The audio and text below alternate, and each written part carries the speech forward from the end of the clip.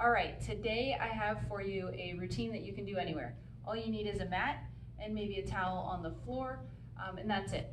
So we're gonna work on activating your core and your glutes, and then working on hip range of motion. So your abs and your glutes work together as a pair to stabilize your spine and your pelvis.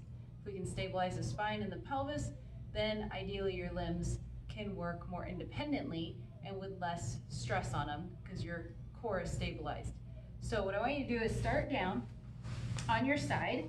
These first couple are more Pilates moves. So if you want to do this up against a wall, your spine should be in this nice tall position. So your eyes are looking straight ahead, top hand is right in front of you on the floor, your legs are out front about 45 degrees.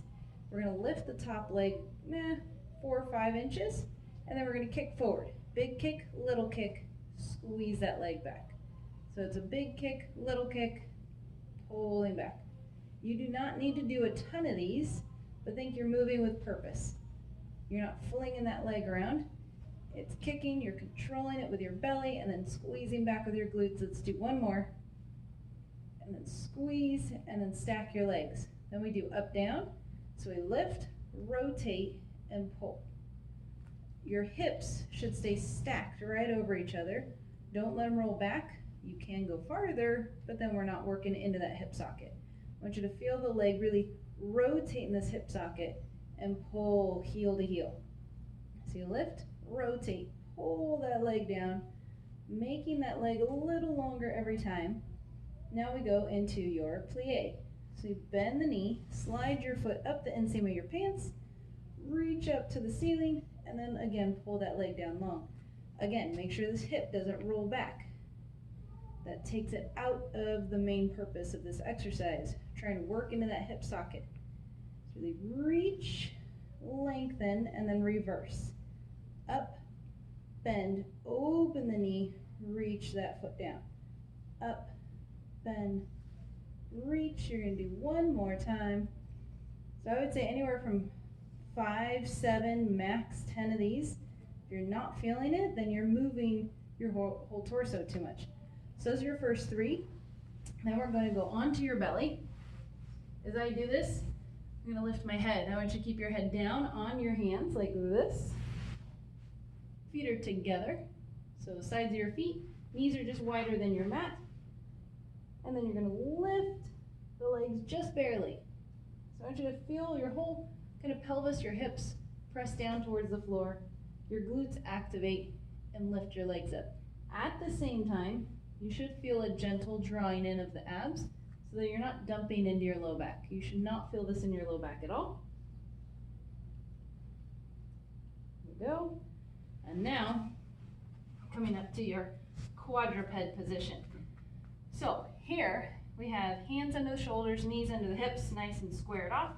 I want you to lift your right leg back towards the window. So you're going to stretch that leg nice and long, and then open it as far as you can without moving your upper body, and then bring it back to center. So it opens away from your midline and back to center. As you're doing this, again, upper body is nice and still. Whole goal is stabilizing the spine with your core and then getting that glute to work. Do the other side, of course, on this. And then we roll over, seated position. Now, knees are together if you can. I want you to engage those inner thighs, make them work. Arms out front to start. Tuck the tailbone. Feel like you're drawing your belly button away from your thighs. And then open the arms. So you've got a rounded lower spine, lifted chest. Anywhere between 5 and 10 of these. You should feel a shake as your arms open. Right about there. And then when you're done, come back up. All right, one more. So we're tucking the tailbone again. This time I want you to rotate. So rotate to the left and to the right. If you can, keep your legs glued together. It's going to isolate the core a little bit more. Make sure you're breathing. And then come back up in the center. So there you have it. Of course, you want to do both sides, but I'd recommend somewhere between 5 and 10 repetitions of each one of those. quality is better than quantity. Remember, we're working on core activation, glute activation, and then your hip mobility.